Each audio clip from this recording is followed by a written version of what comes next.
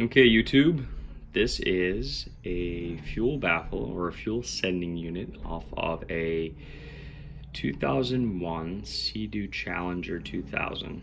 And like a lot of posts out there on the forums, we've done some testing and determined that the F1 fuse, which is a very, very common failure point on this design, has given up on us. So today I'm going to walk you through the steps of how to essentially override that F1 fuse by shorting the connections with solder and get your sending unit back up and operational, saving you probably anywhere between 110 to 250 bucks depending on where you source your parts from.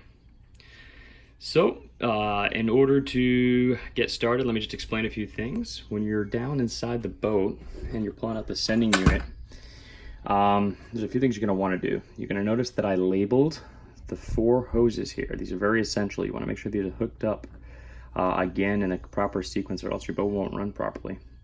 So I used a little painter's tape, and I also used a Sharpie to notate what hose came off of what bung there. Additionally, you want to be a little bit careful of this wiring, especially as you're pulling things out. Just make sure all your zip ties holding things in place are cut so you don't strain your circuitry. It is held in place only by this right here, which is a large hose clamp, so it's pretty easy. Just gotta loosen it a little bit to get it off. On the bottom here, on the SeaDoo Challenger 2000, you have an extender that's based right here, and that's to fit to the bottom of the larger fuel tank. Your magnet and your float, right inside here, you're gonna see right there. Be very careful taking this out. If you notice that it's loose, put your hand on the bottom to grab it. Only because if this falls into the tank, you're going to end up replacing the entire bottom assembly anyway, and typically that isn't a problem there. If you're lucky enough to see that either the float is missing or the magnets are sitting in the screen, then you probably don't have an F1 fuse problem. So I'm going to shoot this video in several takes, so there's going to be a little bit of choppiness. I apologize. I just want to make sure that I'm not wasting your time. So as we begin here, one of the first things I want to show you is how to take off the bottom to remove your float. You're going to have 4 small holes around the bottom of your sending baffle there. You're going to put a small screwdriver in here very gently, and you're going to be able to pop these out.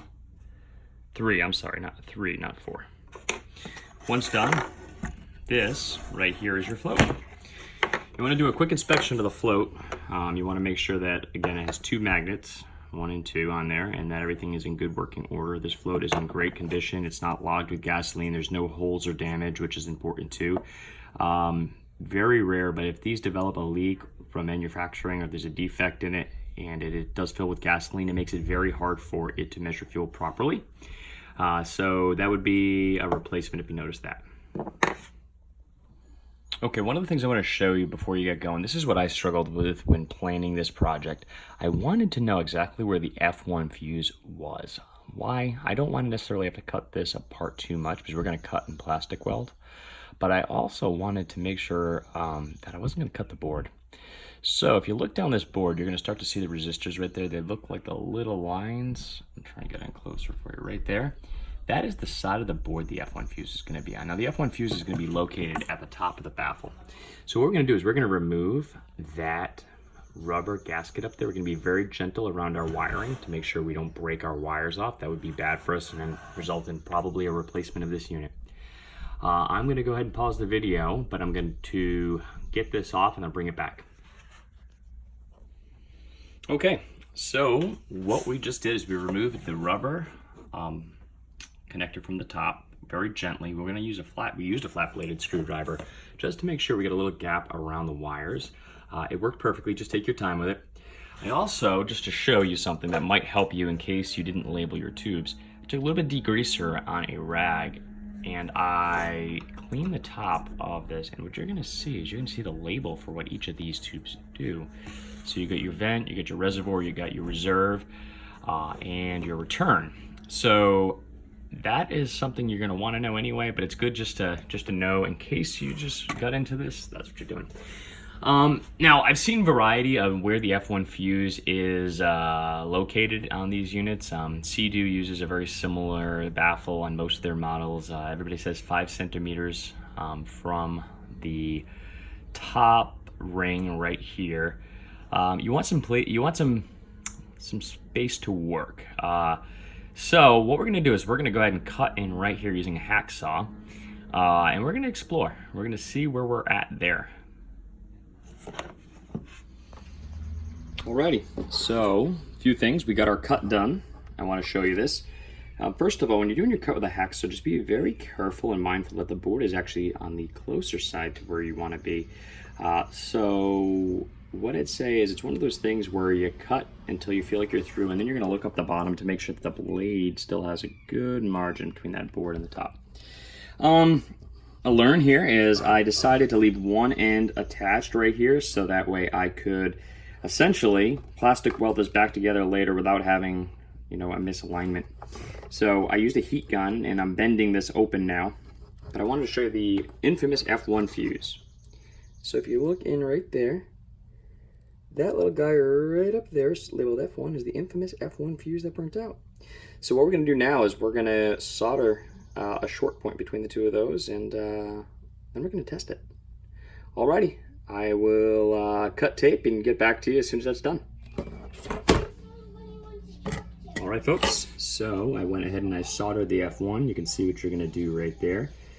Nice strong bead of solder across the 2 points. The fuse is a very small, it's like, oh my gosh, I don't even have the rating for it. But regardless, it was so small that I touched it, it flaked away like a hair.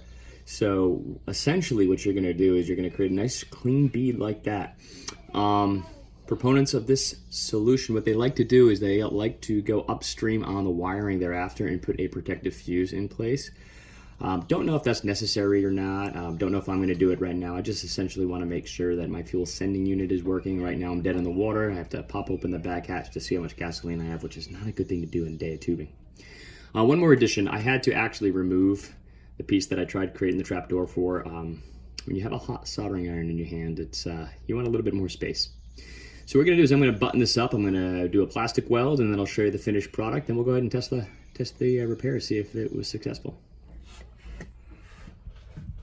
So a few things I want to walk you through before we start plastic welding. First of all, there's a lot of ways to do this. It's not very complicated. Don't want to intimidate anybody. I never really thought about doing this. I was going to use epoxy. Do consider that you are going into an environment with solvents, i.e. the alcohol in the fuel or whatever type of fuel you may be using if you're adding anything like recreation fuel. That can be pretty hard on plastics. So you want something that's going to be resistant in that environment. So there's a few things you can do. Household-wise, if you're just looking around your house and you actually have a plastic welding kit but don't have any stock, you can use a infamous white zip tie.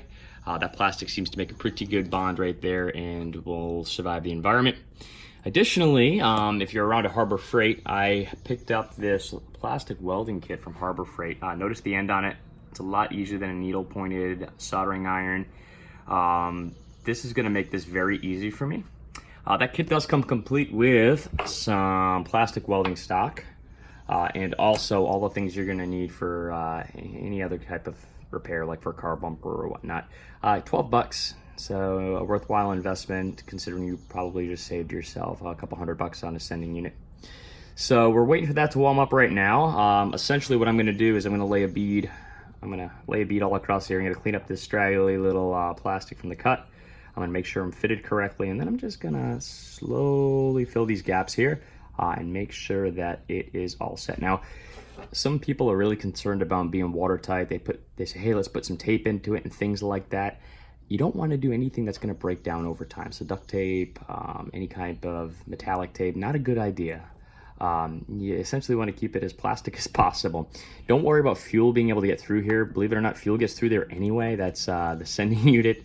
The fuel flows up that tube, so it's all meant to be fuel resistant, so you're not hurting anything. If there's a little bit of a gap, it's just meant to hold the integrity of the sending unit. In addition, one thing to think about and to consider is you just cut this. When you cut this open, right, you're introducing dust from plastic. So just take your air compressor and just give it a few quick blasts. Make sure you get all the shavings out of there so you don't have that going up into your fuel filter. I am going to cut the film and I will show you what the finished product looks like. Alrighty, YouTube, that is a completed plastic weld. You gotta be careful, it's very hot, so you'll tend to get a little up there, but a few things to know about the plastic weld. Super easy, so don't be intimidated by it. This is actually looks a lot neater in person than it probably looks on video if you zoom back a little bit.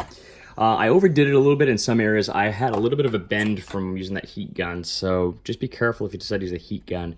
But essentially I was able to get it back into place. I overdid it on both sides just so it holds its integrity. I want to make sure, because right here and right here are splines underneath for the structural integrity of the sending unit itself. So that is all set.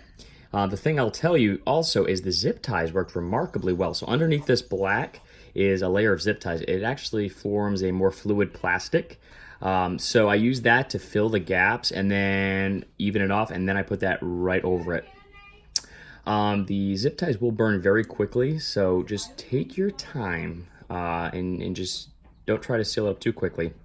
You want to touch and go. This stuff, which is the black, is a little bit slower, gives you a little bit more room to move and level it off. It's almost like spreading peanut butter, so I'd recommend trying that as well. But we're going to go ahead and assemble this again, and let's see about getting it back on the boat and giving it a quick test and see what's going on. All right, YouTube, one more time.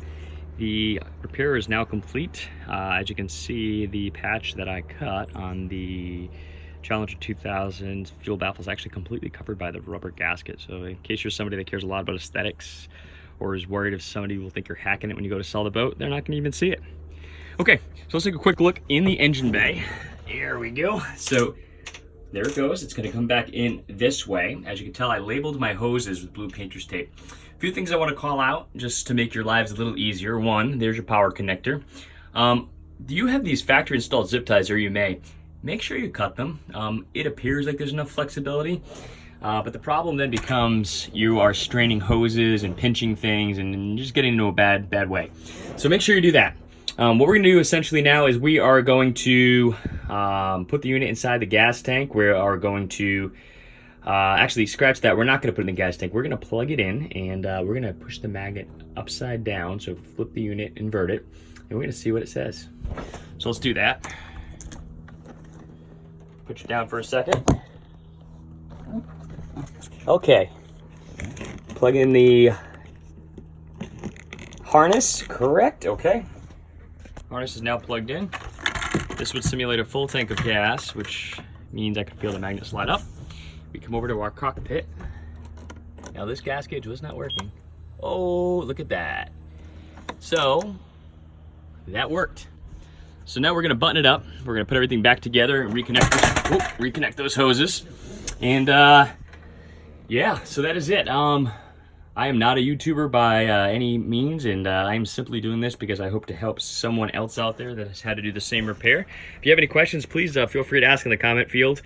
And I hope you enjoy your boat.